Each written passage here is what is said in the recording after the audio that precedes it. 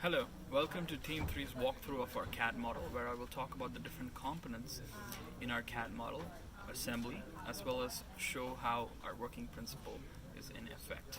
First, I want to talk to you about the different components that exist in the CAD model. We have the scissor lift on the bottom, and it can be moved, translated up or down, expanded or contracted to the desired length that we want it to.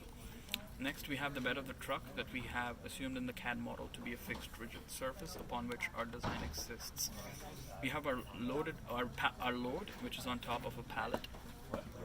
Furthermore, we have our device that I will now show you.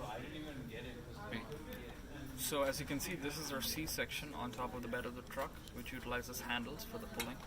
And we have a slider that I will now zoom into to show you how the slider looks. The C-section has wheel brackets welded to it, which exists as a wheel that the C-section will move on along the slot for translation.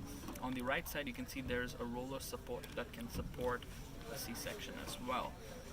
Now I will move forward into how our whole working principle is in effect.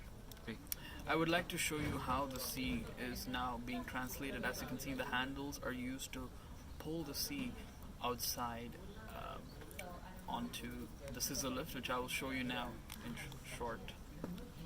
Now I'll show you the working principle. First, the scissor lift is raised up to the desirable height that is approximately adequate for our C-section to move forward.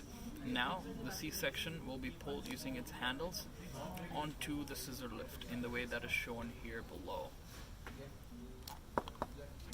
Now once the load has been translated onto the scissor lift, the C-section will then be retracted back onto the bed.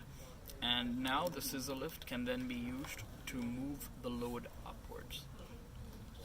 So yes, and it can be used to move the load upwards.